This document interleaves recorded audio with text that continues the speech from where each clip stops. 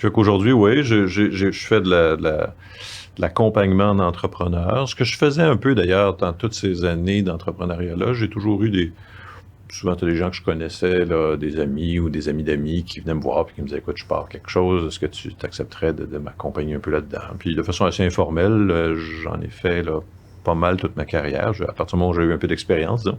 Ouais. Et donc là, j'en ai fait un petit peu plus. Il y a un groupe rattaché à Concordia qui s'appelle Mentor Connect, qui est un groupe de mentorat dans lequel je me suis impliqué. Fait que, il y a quelques entreprises que j'ai accompagnées dans ce cadre de ce groupe-là. Il y avait avant ça l'AQT, l'Association québécoise de technologie, dans laquelle j'ai été impliqué là, au conseil pendant ma carrière professionnelle, qui avait aussi certaines activités d'accompagnement, coaching, appelez ça comme vous voulez.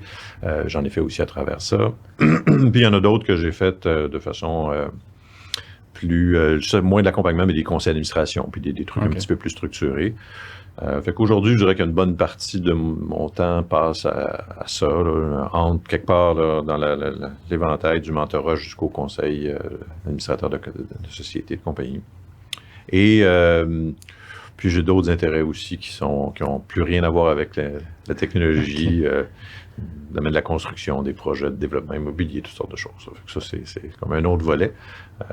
Puis des projets aussi plus personnels.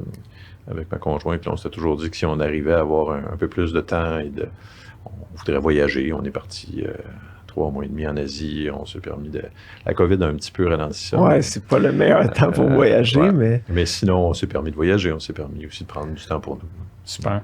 Puis qu'est-ce qui est la différence, dans le fond, peut-être pour expliquer aux gens, entre être un administrateur de société ou être un dirigeant comme tu l'étais chez Cedrum?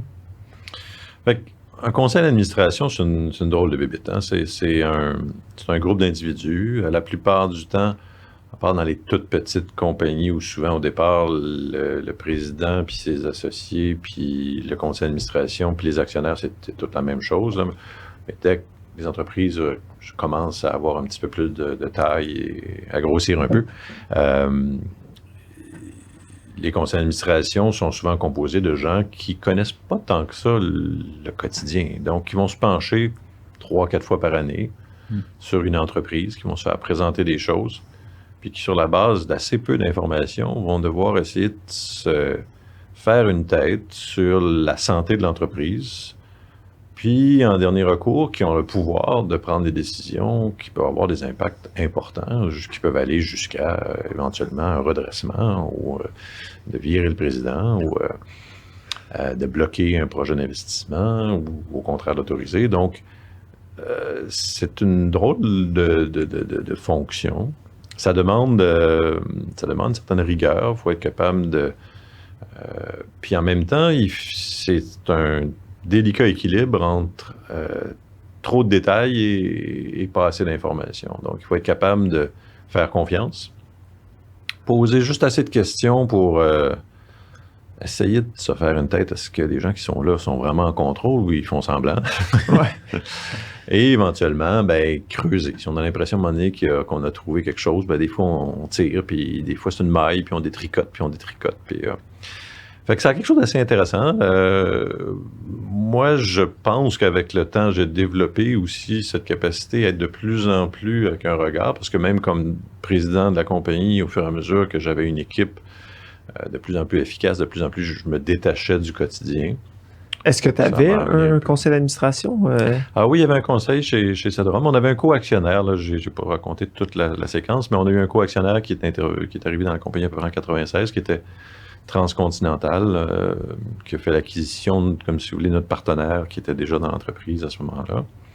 Et Transcontinental est un grand groupe industriel qui a un chiffre d'affaires dans les milliards. Puis le fondateur, M. Marcoux, est celui un peu qui s'est intéressé à notre dossier, puis qui a été assez impliqué qui était au conseil d'administration, puis après ça, qui nommait toujours aussi une autre personne de son organisation, puis éventuellement, lui s'est un peu retiré, mais il y a toujours eu des gens Fait qu'on avait un conseil, je dirais, semi-externe. C'était des co-actionnaires à nous.